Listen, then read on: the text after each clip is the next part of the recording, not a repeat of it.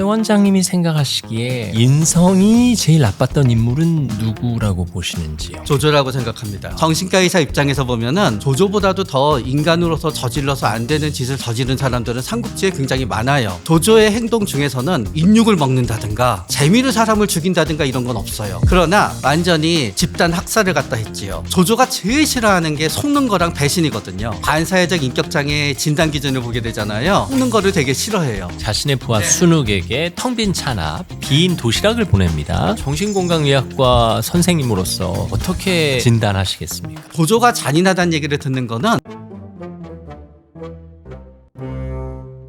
삼국지 등장인물을 기억하십니까? 흔히 주변 사람들을 삼국지 등장인물과 비교하기도 하는데요. 여러분이 생각하는 최악의 등장인물은 누구일까요? 궁금해집니다. 오늘 그런 이야기 나눠보겠습니다. 25년 경력의 정신건강의학과 전문의, 마음을 꿰뚫는 의사 최명기 원장과 함께합니다. 어서 오십시오. 안녕하세요. 정신건강의학과 전문의 최명기입니다. 오늘은 삼국지 인물 심리 분석을 가지고 여러분들을 갖다 찾아뵙도록 하겠습니다. 재밌는 시간이 기대됩니다.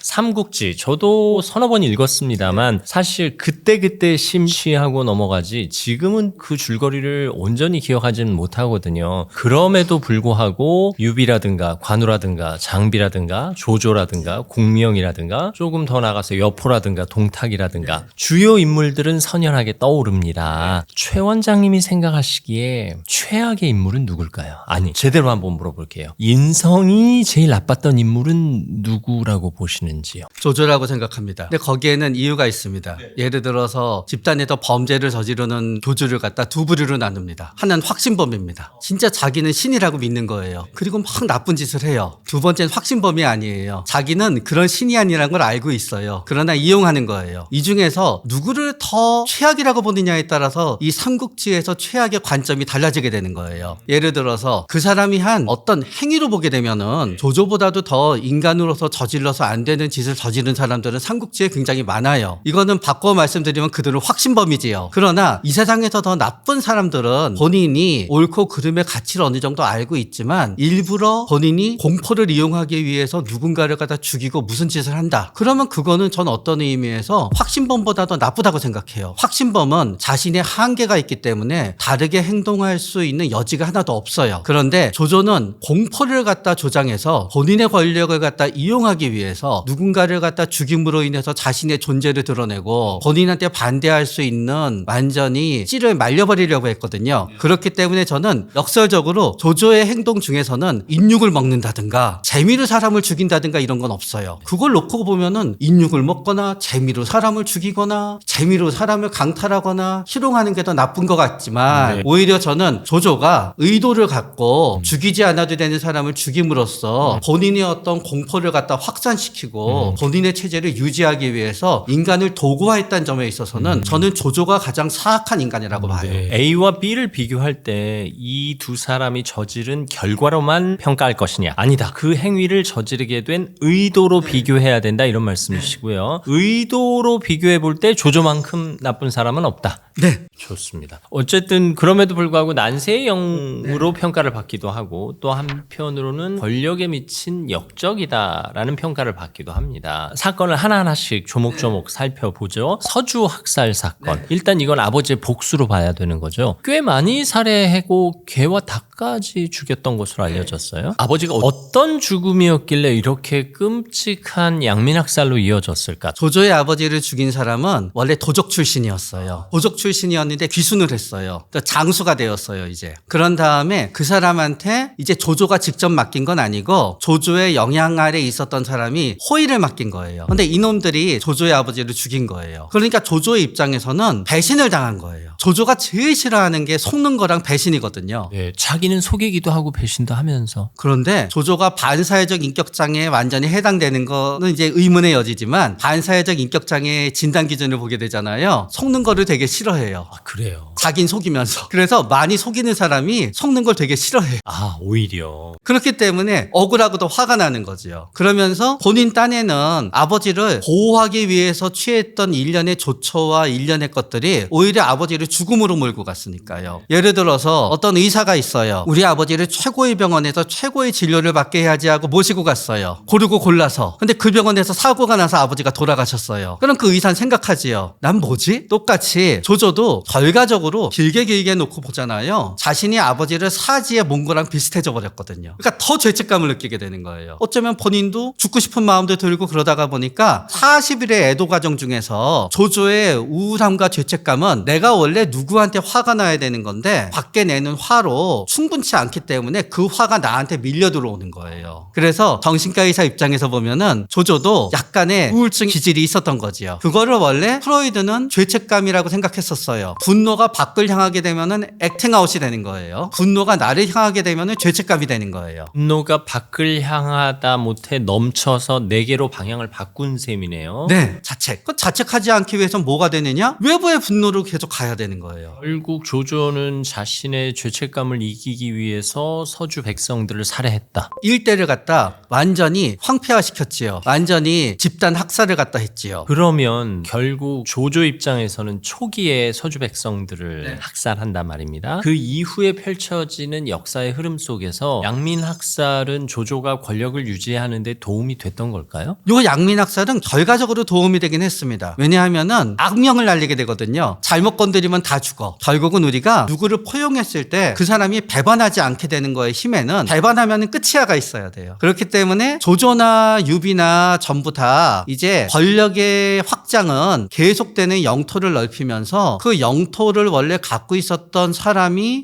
포용하면서 막 위임하면서 계속 확장해 나가요. 그렇기 때문에 포용했을 때 조조한테 투항하는 데는 두 개가 있는 거죠. 먼저 투항하면 죽지 않을 거야. 대신 버티다가 저 사람 화나면 우리 다 죽일지도 몰라. 그러니까 조조가 의도한 바는 아니지만 조조의 무서움을 갖다 과시하는 하나의 대표적 사례로 결과적으로 끔찍한 일이지만 조조의 권력 형성에는 도움이 되는 일이 되는 거예요. 마치 징기스칸이 쳐들어가잖아요. 징기스칸은 쳐들어간 다음에 그 마을을 몰살시켰기 때문에 전부 다 공포에 떨어서 싸우느니 튀었다는 거예요. 그런 점에서 도움은 되지요. 그러나 그거를 제외했을 때 조조의 살인은 대부분 어디에 있었냐? 배신 행위를 갖다 처벌하는 데 있었어요. 예를 들어서 조조가 제일 나쁘다고 했었던 게 뭔가 하면은 황제의 처를 갖다 죽여요. 그런데 황제의 처를 죽인 이유는요. 황제의 처가 자기 오빠랑 같이 해서 조조를 죽일 계획을 꾸며요. 또 처음에 헌제도 편지 써갖고 편지를 혼내 줘서 그 편지가 안 들키려고 하라는데 어떤 사람이 모자 속에 넣었는데 들키게 돼요. 그 편지에 관계된 사람을 전부 다 죽여요. 이거는 조조의 입장에서는 그때 그거를 제대로 처리하지 않았으면은 그 가족의 가족이 또 조조한테 복수를 했겠지요. 그러니까 권력을 유지하기 위해서 본인에 대한 사소한 배신의 근거도 본인이 없애는 행위를 하지 않았으면은 조조의 권력은 유지하지 않았겠지요. 그렇기 때문에 조조가 극악무도한 패인이 되지 않았으면은 조조는 통일국가의 기초를 잃은 영웅이 못 됐을 거고 통일국가의 기초를 잃은 영웅이 빨리 되기 위해서는 조조는 본인한테 대항을 했던 것을 갖다 규합하면서 세력을 만들었거든요. 본인한테 대항했다가 본인의 품 안에 들어온 이들이 배신하지 않게 하기 위해서는 결국은 굉장히 오랫동안 신뢰관계를 갖다 쌓든지 짧은 시간이 하기 위해서는 공포의 체제를 유지해야 되는데 공포의 체제를 유지하기 위해서는 본인한테 뭔가 반체제 운동을 하는 사람들을 갖다 극악무도하게 처리하게 되었던 거지요. 그러나 이게 제가 반체제 운동을 하는 분들을 그렇게 처리하는 게 올바르다고 생각하는 건 절대로 아니에요. 그냥 그의 행위의 동기를 말씀하신 것뿐이고요. 앞서 말씀하신 대로 조조가 권력에 미친 역적이다라고 보는 사건 사례들을 말씀드리고 있습니다. 서주 학살 사건은 아버지의 죽음에 의한 복수처럼 보이지만 결국 아버지의 죽음을 방관했던 자신에게 돌아온 죄책감에 야기한 것이다.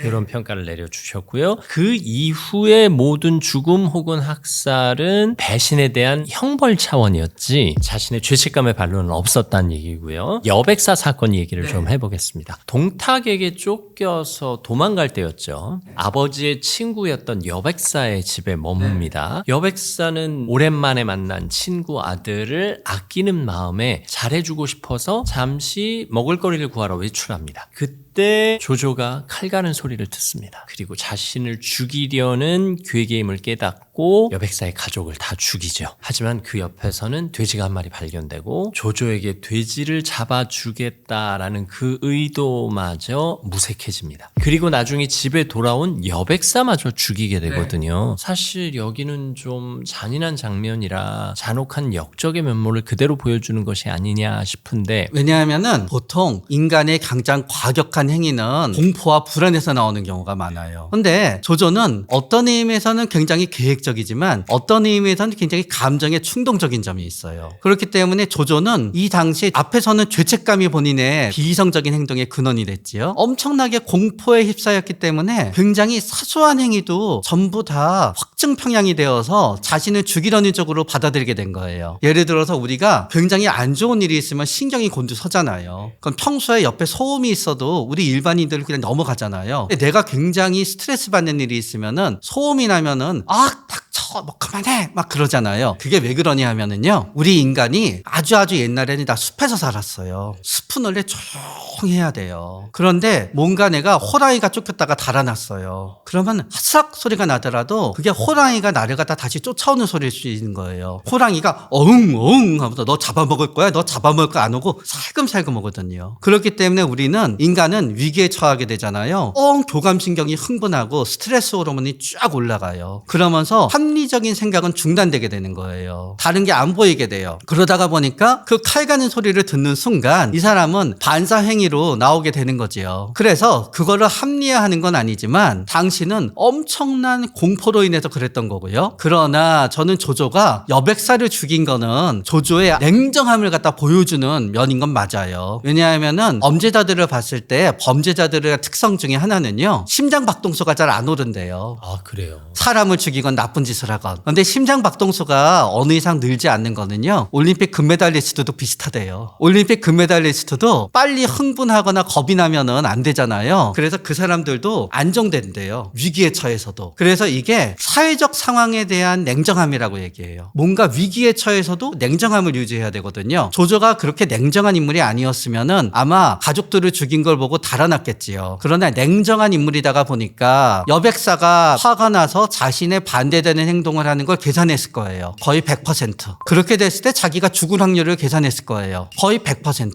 그렇기 때문에 우리가 살인을 몇 가지 분류로 나눠요. 첫 번째 살인의 분류는 충동에 의해서 화가 나서 사람을 갖다 죽이게 되는 경우가 있어요. 그래서 이제 미국에서 살인의 제일 많은 경우가 논쟁을 하다 죽이는 거예요. 말싸움하다가. 근데 말싸움하다 사람 죽이는 경우는 딴 나라는 좀 적은데 미국은 그냥 총 쏘거든요. 네. 두 번째는 범죄 행위를 하기 위해서 위협을 하다가 죽이게 되는 경우가 있어요. 그 다음 살인의 흔한 경우는 증거를 없애기 위해서 죽여요. 우리나라 같은 경우에도 증거를 없애기 위해서 죽이는 경우가 참 많아요. 어쩌다가 누구를 때려서 그 사람이 죽게 되었다? 그러면 그 증거를 없애기 위해서 시체를 훼손하는 거지요. 그러면 살인 범죄자들은 항상 얘기하지요. 충동 범죄예요. 그리고 나서 그런 거예요 라고 하지만 판사나 검사는 항상 생각하지요. 시체를 훼손하고 유기한 걸 보면 충동 범죄가 아닌데. 의도가 있다. 네. 그래서 이 여백사 살인은 어떤 의미에서 두 개의 단계로 나눠지게 되는 거예요. 1단계는 본인의 공포에 의해서 자기 보호를 위한 살인이 있어요. 그게 스트레스 상황이었기 때문에 그 소리로 인한 공포가 극대화됐다고 보는 거죠. 그러나 2단계 살인은 증거를 감추기 위한 냉정한 살인이 있는 거예요. 여백사를 살해한 경우를 말하는 거예요. 그래서 그 냉정한 살인은 결국 나중에 권력 규지형 살인과 이어질 수 있는 거죠. 사실 한 번 죽이기가 어렵지, 한 번 죽이고 나면 또 자신의 살해 행위를 합리화시키려는 경향이 있지 않을까 싶기도 해요. 그러나 여기에서 조조가 완벽하지 못했던 점은 있지요. 옆에 있었던 동료 진궁을 죽이지 않는 거예요. 그래서 이게 알려지게 된 건가요? 네. 그러나 또 조조는 나중에 진궁을 죽여요. 아, 결국은. 왜냐하면 진궁은 나중에 여포 밑에 가서 아이디어를 내주거든요. 그래가지고 이제 여포가 망한 다음에 진궁도 잡혀와요. 그런데 조조가 끝까지 진궁을 설득하려고 그래요. 근데 진궁이 그래서 뭐하냐 하니까 진궁을 죽여요. 근데 조조는 또 재밌는 게요, 이런 식으로 자신한테 직접적으로 반란을 꾀한 사람들을 죽이고 나서는 후회하는 법이 없어요. 그런데 자신한테 반란을 직접적으로 꾀한 건 아닌데 본인의 입장에서 반란과 관계되어 있는 메시지를 자기 앞에 던졌을 땐 감정이 결부가 돼서 죽이잖아요. 꼭 그 다음에 조조는 울면서 후회해요. 그래서 살인 동기와 죄책감이 공존하는 인간인 거예요. 그래서 진궁을 갖다 어쩔 수 없이 죽이고 나서도요, 나중에 많이 후회하면서 눈물을 흘렸다 그래요. 여백사 가족을 죽이게 된 상황은 동탁에게 쫓겨가는 스트레스 상황에서 자신을 돌봐줄 것처럼 보이던 아버지의 친구 여백사의 식구들이 칼을 가는 소리를 듣고 오해해서 한 충동적인 행위입니다. 하지만 그 이후에 집을 떠나 돌아오던 여백사마저 죽인 건 후한을 두려워해서 한 냉정한 행동이다. 이런 결론이 나오는데요. 사실 여백사 사건은 전해지는 책마다 견해가 좀 다르다고 들었어요. 어떤 책은 실제로 여백사 가족이 이를테면 조조를 죽이려고 했다. 그래서 조조가 충동적으로 한 것이다. 일종의 조조 편에서 서술한 내용들이 가끔 보여요. 이게 전승설화로 조조를 편드는 관점과 조조의 악행을 드러내고자 하는 관점으로 나누기 때문일까요? 저는 아마 정사였다 가정하잖아요. 여백사 사건 자체가 없었을 가능성이 많다고 생각을 해요. 그런데 여백사 사건을 갖다 엎기 위한 역공작이 펼쳐진 거지요. 합리화하려는. 네, 지우냐 고치냐 둘 중에 하나거든요. 언론을 왜곡하는 거는. 그래서 지우는 쪽을 선택했었던 거는 진시황이에요. 그런데 조조는 아마 지울 권력까지 없었을 거예요. 그러니까 조조는 고치는 쪽을 선택했었던 것 같아요. 아, 그럴 수도 있겠군요. 또 하나의 사건이 있습니다. 순욱, 자신의 부하 순욱에게 텅 빈 찬압, 빈 도시락을 보냅니다. 순욱이 나름 충신이었는데 결정적인 순간에 텅 빈 도시락을 자신의 상사에게 받고 허탈한 마음에 목숨을 끊거든요. 이 텅 빈 도시락을 보낸 조조의 의도, 정신건강의학과 선생님으로서 어떻게 진단하시겠습니까? 마지막 기회를 준 건 맞는데 오해는 아니었을 것 같습니다. 이제 순욱이라는 사람은 초반부에는 굉장히 전략에 있어서 주위의 도움을 많이 받아요. 그러다가 본인이 성장한 후에는 본인이 대부분의 전략을 짜요. 그러다가 실수도 많이 하고 그래요. 그러다가 이제 막판에는 본인의 전략에 자꾸 미스가 나게 되지요. 이제 순욱은 조조의 성장기에 원소를 쳐보시는 데 있어서 굉장히 많은 전략을 제공해 준 사람인 거예요. 실제로. 네. 그런데 조조가 스스로 전략가로 자부하게 되면서는 순욱의 가치가 낮아지게 된 거지요. 그런데 스스로 왕의 버금가는 권력을 갖다 얻게 돼요. 그래서 왕이 모는 거와 비슷한 수레를 갖다 끌 수 있는 그런 걸 이제 과시하게 돼요. 그러니까 조조가 한 칼에 한 나라 황제를 패한 게 아니라요. 서서히 레벨이 올라가요. 국민들한테 그거를 서서히 납득시키는 거예요. 나름 의도에 따른 전략적인 접근이네요. 네. 그러면 황제와 나와 갭이 없다는 거를 갖다 국민들한테 과시해야 될 거 아니에요. 과시하게 되는 거는 길거리를 돌아다닐 때 과시해야 돼요. 그렇기 때문에 황제에 과시할 수 있는 어떤 행차랑 자기 행차를 거의 비슷하게 한 거예요. 순욱이 그거를 보고 나서 이거는 아닌데라는 생각이 든 거예요. 왜냐하면 원소를 쳐부시는 데까지는 순욱도 한나라 황제를 위해서라는 게 있었거든요. 그래서 조조는 순욱을 이용했지만 순욱도 조조를 이용하는 셈이 있었지요. 그래서 순욱은 이제 그 초창기에 활약을 하다가 조조가 본인을 전략가로서 스스로 인지한 다음에는 순욱한테 의지하지 않게 돼요. 그러다가 쭉 순욱도 나름대로 자기 관리를 해요. 나대지 않고 잘 이제 있어요. 수위 조절을 하네요. 그런데 조조가 황제와 비슷하게 몰면서 본인을 이제 황제에 준하는 존재로 과시하게 되는 걸 보는 순간 순욱의 마음이 편치 않아서 지방에 들어가 버려요. 조조는 그게 왠지 꺼림직하기도 하고 그래도 조조가 순욱한테 네가 이번엔 가서 오나라를 정벌해보라고 얘기해요. 그런데 순욱이 아무리 생각해도 그런 거예요. 가도 뭐 이기지 못할 것 같은데 안 간다고 하면 안 될 것 같은데 그러니까 조조가 그때 빈 도시락통을 갖다 이제 보낸 거지요. 그런데 조조는 우리가 아는 거와 다르게 또 시인이기도 했어요. 문장을 잘 썼어요. 그래서 시인이 되고자 하면은요 상징을 이해해야 돼요. 그래서 빈 도시락이라는 상징을 보낸 거예요. 지식인이 아니면 할 수 없는 일이지요. 왜냐하면 그냥 너 죽어 이럴 수도 있잖아요. 상징을 보낸 거예요.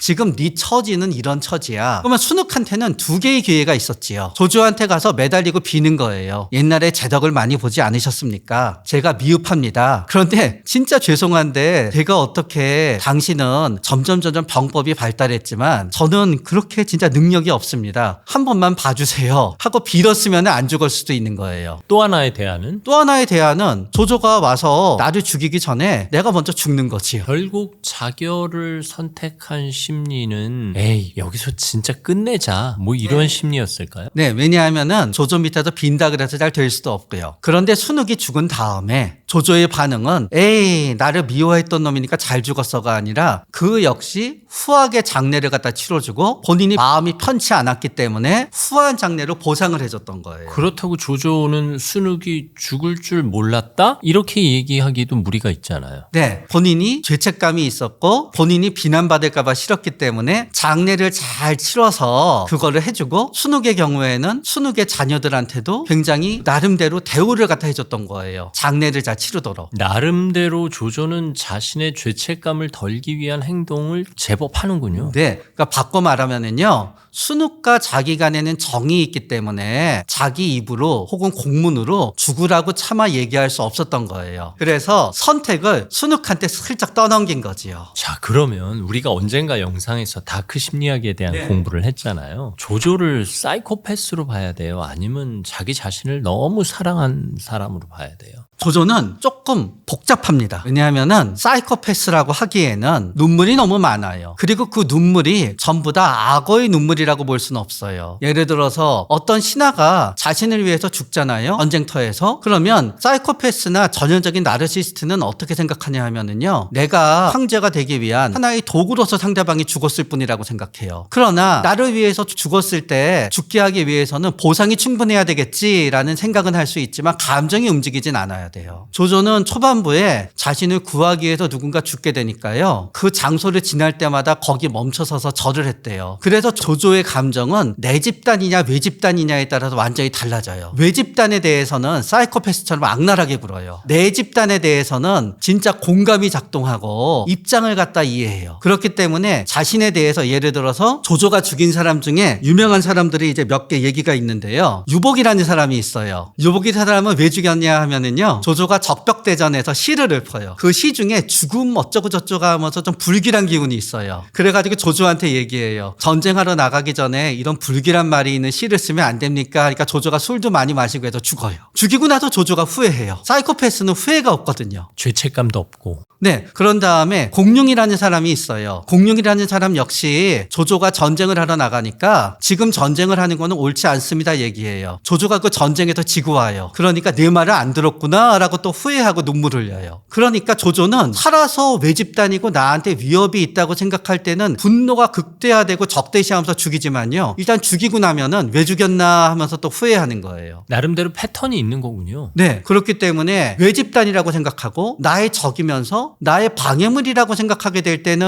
악랄해지지만 이 사람이 나의 사람이었을 때 그 사람을 아끼고 대우해 주는 거에 있어서는 조조는 그다지 악랄하지 않은 거예요. 그리고 또 조조의 패턴 중에 재밌는 거는 본인이 굉장히 나와 비등하게 훌륭한 사람이다라고 생각하게 되잖아요. 그 사람의 마음을 사기 위해서 또 노력해요. 조조가 단순한 사이코패스면요. 관우를 그냥 죽이고 말았지요. 근데 관우를 보니까 나와 비등하게 훌륭한 인물인 거예요. 그러니까 관우의 인정을 받고 싶었던 거거든요. 그러고 나도 조조가 진짜 사이코패스였잖아요. 또 관우한테 그렇게 진심으로 동정에 호소하지도 않았겠지요. 그런 다음에 또 조조는 어떤 사람이 배신을 갖다 일삼는 사람이 배신 행위를 하다가 조조한테 오게 되잖아요. 그건 조조를 위해서 큰 공을 세운 거잖아요. 그때는 그 사람을 격렬하면서 죽여요. 단지 너는 배신을 많이 했으니까 나한테 배신했기 때문에 죽이는 게 아니에요. 진짜 그 배신 행위 자체에 대해서 조조도 비열하다고 생각하면서 죽여요. 그런데 어떤 사람이 좀 쓸만한 사람인데 자기한테 와서 절개를 갖다 굽히지 않아서 죽잖아요. 그럼 보통 사이코패스면 화가 나니까 찢어 발개해야 되잖아요. 오히려 절개를 굽히지 않았을 때는 넌 내가 인정해 줄 만해 하고 후하게 장례를 치러줘요. 나름대로의 원칙은 분명하군요. 그래서 사이코패스라고 하기에는 감정의 선이 너무 많아요. 그러면 조조에게 굳이 정신건강의학과 전문의로서 진단을 내리신다면 어떤 경향성을 크게 보시겠습니까?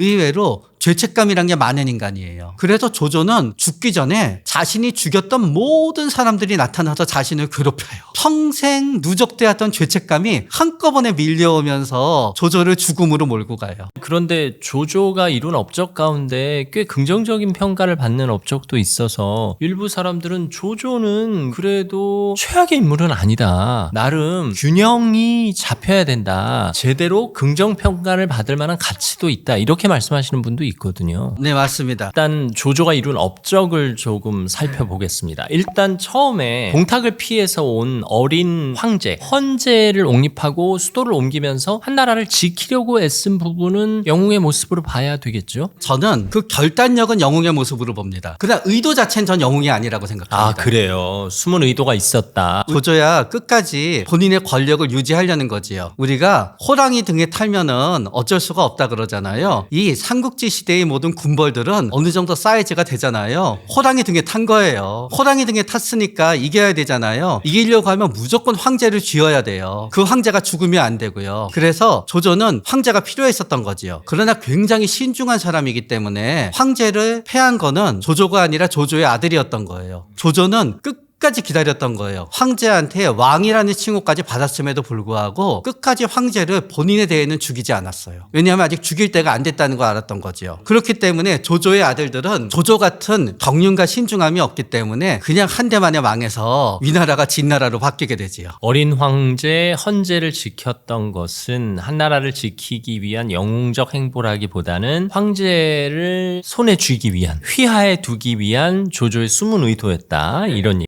죄송하지만 엄밀히 말하면 그때까지 휘하에 두기 위한 것보다도 본인이 권력을 유지하고 본인이 힘을 유지하기 위해서는 황제의 휴강이 필요했던 거지요.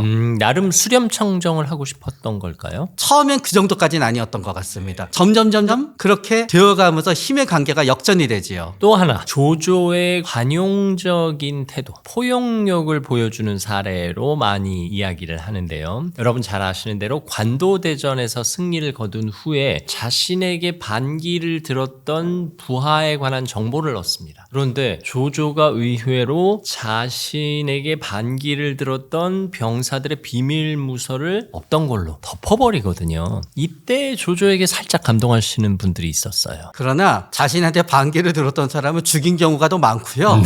이렇게 봐준 경우는 한 두세 번밖에 없습니다. 이게 첫 번째인데 이게 초창기여서 그래요. 그 사람들을 전부 날리게 되면은 없는 거예요. 그러고 본인이 이겼기 때문에 그 사람들의 성질을 안 거예요. 이 사람들이 진짜 한나라에 완전히 충실한 인간이었다 그럼 다 죽였을 거예요. 그런데 이 사람들은 결국은 승자한테 붙는 인간들이었거든요. 내가 승자가 됐기 때문에 내가 계속 보상을 제공해 주는 한 얘네는 절대로 배신할 리가 없어 라고 생각했었던 거예요. 한마디로 말하면은 우리가 A라는 나라가 B라는 나라를 쳐들어가서 접수했을 때 A한테는 두 개의 길이 있어요. B에 있었던 관료들을 전부 죽이고 새로운 시스템을 만들 것인가, 아니면은 B에 있었던 관료 시스템을 이용해서 그 나라를 지배할 것인가. 청나라는 한나라의 관료 시스템을 이용해서 지배했지요. 원나라는 관료 시스템을 결국은 이용했지만 처음의 생각은 싹 다 없앨 생각을 했다가 바뀌었지요. 그렇기 때문에 조조도 그 당시에서는 기반이 되는 그 병사들을 전부 다 없애면 안 되었었고, 이들의 성향이라고 하는 거는 이익을 쫓아서 붙는 소인배에 불과하니까 내가 싹 다 없애더라도 괜찮았을 거라고 생각했고요. 또 조조가 덮었던 이유가 있어요. 그게 공론화가 안 됐다기 때문에 자신의 권위를 공식적으로 침해를 안 한 거예요. 조조가 잔인하다는 얘기를 듣는 거는 조조 앞에서 깐죽대잖아요. 대부분 다 죽었어요. 왜냐하게 되면은 이거는 권력에 의해서 공포에 의해서 통치가 이루어져야 되거든요. 그렇기 때문에 조그만 균열이 댐을 무너뜨릴 수 있는 거예요. 어쨌든 조조가 2차 피해를 우려했다라고 볼 수도 있고, 그리고 어쨌든 내 세력은 유지해야 된다라는 차원일 수도 있어요. 진정한 관용이었을 리는 거의 없다라고 생각합니다. 조조는 후회는 하지만 관용은 안 합니다. 관용처럼 보이는 설정을 의도했을까요? 어떻게 보면 내가 용서해주고 덮어버리면 이 사람들이 나를 포용력 있는 사람으로 생각할 거야. 거기까지 생각 안 했을 것 같습니다. 굳이 포용력이나 관용을 가치로 두지 않는 인물일 수도 있다. 이들을 전부 죽였을 때의 이익, 이거를 덮었을 때의 이익, 죽였을 때의 손해, 덮었을 때의 손해를 갖다 생각했을 때 덮었을 때의 이익이 요만큼 앞선 거예요. 그것도 일종의 트라우마인가요? 그렇죠. 진짜 사이코패스라 그러면은 자신이 잘 죽였다 그러지 자신이 죽인 사람에 대해서 내가 그들한테 못된 일을 저질러서 그들이 귀신이 돼서 나를 못 살게 굴어라는 그런 어떤 정신 상태에 이르지 않지요. 앞서 말씀드린 대로 삼국지는 두 가지로 나눕니다. 진수가 쓴 정사 삼국지가 있고 나관중이 쓴 삼국지 연의가 있는데요. 버전이 조금 달라요. 그리고 내용이 들어가 있는 경우가 있고 안 들어가 있는 경우도 있는데 조조에 대한 평가도 두 책이 좀 다르게 나타난다고 하죠. 어쨌든 조조는 통일 국가를 이루는 기초를 만든 사람이에요. 중국 역사는 통일을 이루었다 안 이루었다를 굉장히 중요시하게 여겨요. 그리고 실제로 통일을 이루는 사람이 몇 개 되지도 않아요. 예를 들어서 하면서 당나라, 송나라부터는 이미 당나라가 완벽한 통일의 기초를 갖다 이루었기 때문에 당나라 다음에는 그냥 통일된 국가를 인수하는 거지 통일을 이룬 게 아니에요. 한나라는 진정한 통일이라고 하기에는 너무 지방의 힘을 많이 줬어요. 제대로 된 통일이 이루어진 거는 위나라, 진나라가 어떤 의미에서는 최초의 제대로 된 중앙 집권에 약간의 근접할 수 있는 통일이다가 보니까 정사에서는 조조에 대해서 통일을 이룬 기초를 만든 사람으로서의 대우를 해주게 돼요. 정사 삼국지는 역사의 정통성을 조조에게 두는 거네요. 소설이 잘 되기 위해서는 삼국지 연의뿐만이 아니라 대부분의 중국의 해양별이에 나오는 경극이나 그런 걸 보잖아요. 대체적으로 비극이에요. 조조가 주인공이 되면 비극이 안 돼요.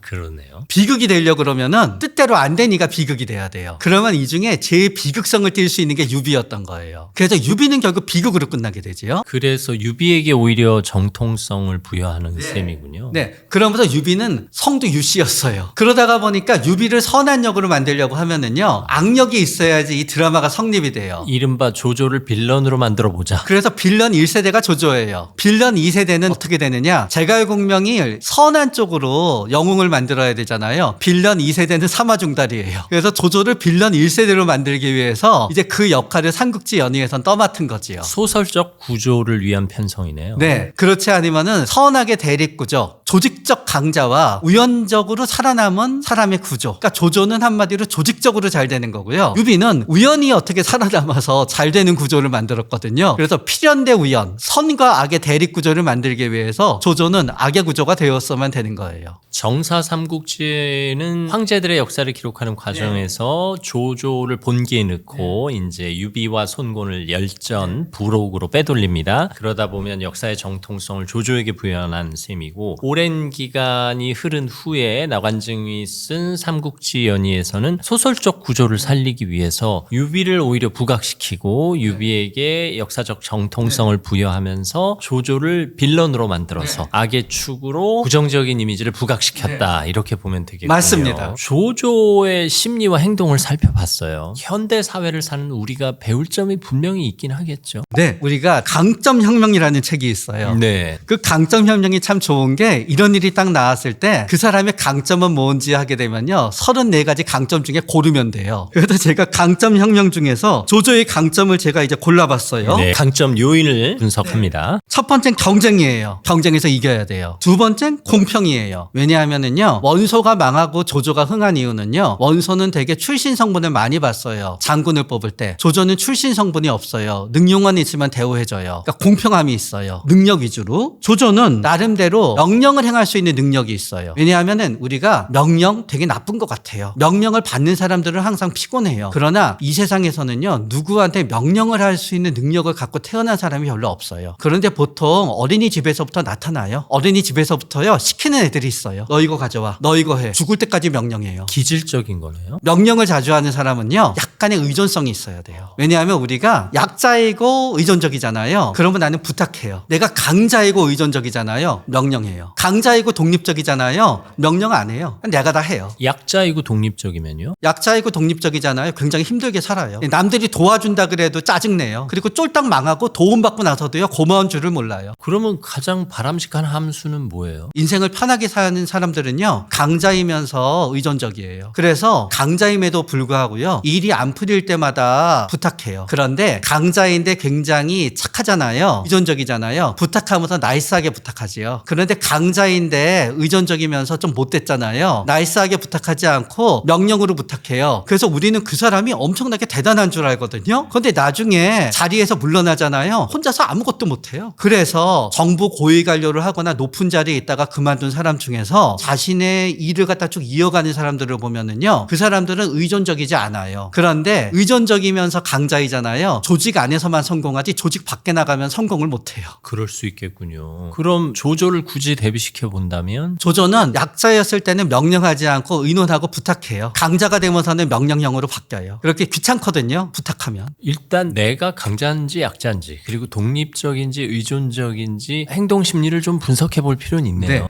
유비는 끝까지 제대로 명령하지 못하다가요. 막판에 딱 한 번 제대로 명령해요. 그리고 그때 전쟁에서 죽어서 그냥 끝장나요. 유비는 그럼 끝까지 갈 때까지 자신을 강자라고 생각해 본 적이 없나요? 막판에 한 번 관우와 장비의 원수를 갚겠다고 오나라에 쳐들어갈 때 딱 한 번 본인이 강자라고 생각하면서 명령하거든요. 그리고 망해요. 끝까지 명령하면 안 되었던 거예요. 강자냐 약자냐 독립적이냐 의존적이냐라는 구조로 분석을 해보니까 우리 주변 사람들이 어느 정도 윤곽이 들어오네요. 특히 직장 생활하시는 분들은 상사의 유형이 아주 선명하게 구분되겠는데요. 정신승리하는 데는 매우 좋아요. 나한테 싫은 명령 많이 시키잖아요. 지가 할 줄 아는 게 없어서 그래. 그래서 주면서 마음속으로 깔보기에는 아주 좋아요. 그래서 정신승리까지만 해야지 그냥 깔보는 식으로 비추이면요. 복수가 엄청나요. 그런 다음에 미래지향적이에요. 차츰차츰 올라가지요. 난 황제와 왕이 되기 위해서. 복구자예요. 복구자란 뭔가 하면요. 망한 다음에 빨리 복구해요. 그래서 조조도 엄청 많이 망해요. 조조도 죽을 뻔한 적이 많잖아요. 항상 다시 일어나잖아요. 그게 복구자의 능력이에요. 조조의 강점 요인 보고 있습니다. 네. 그런 다음에 자기 확신이 있어요. 적응력이 있죠. 적응력이 있기 때문에 권력이 없을 때는 남한테 좀 굽히다가 권력이 있은 다음에 명령을 내리다가 마지막에 죽을 때는요. 죽음에 적응해서 제대로 죽어요. 죽지 않으려고 발버둥 치지 않아요. 진시황제처럼. 강점은 분명하네요. 하지만 결과적으로 좀 부정적인 의미가 강조돼서 그렇지. 네. 삼국지 연의에서 부정적인 의미가 강조돼서 그렇지 본인의 성공에 대한 강점 요소는 굉장히 있게 되지요. 그러나 이 중에 최고의 강점 요소를 한다 뽑는다 그러면은 저는 첫 번째는 용기라고 생각해요. 용기가 있지 않았으면은 처음에 일어서고 이 모든 행위를 할 수 없겠지요. 본인이 결국은 실패한 전쟁도 있지만요. 질지도 몰라라는 용기를 갖다 안지 않고서는 확장할 수가 없어요. 그래서 딱 하나를 뽑는다. 현대 사회뿐만이 아니라 미래 사회도 그렇고 과거 사회도 그렇고 우리가 인류가 망할 때까지 조조한테 배워야 되는 하나는 용기예요. 조조의 가장 큰 단점은 뭐였을까요? 단점은 평판을 나쁘게 하는 행위를 한 거지요. 충동이지요. 그러나 충동은 있었지만 조조의 또 하나의 마지막 장점은 반성이지요. 그건 아주 훌륭한 요인이죠. 네, 예를 들어서 전쟁에 나가지 마세요라고 하면은 그 말을 안 듣고 조조가 그 사람을 죽인 적도 있거든요. 전쟁에서 진 다음에는 꼭 장례 치른 무덤에 가서 후회했어요. 네 말을 들었어야 되는데. 오늘 재밌는 거 많이 배웠습니다. 삼국지 등장인물 조조에 대한 심리행동 분석 정신건강의학과 전문의 최명기 원장과 함께했습니다. 감사합니다. 감사합니다. 여러분은 타인의 행동을 어떻게 평가하십니까? 행동의 결과로 평가하십니까? 아니면 그 사람의 의도로 평가하십니까? 오늘부터 유심히 관찰해 보시기 바랍니다. 저는 다음 시간에도 여러분 곁에 있겠습니다. 책과 삶, 책과 사람의 김재원이었습니다. 감사합니다.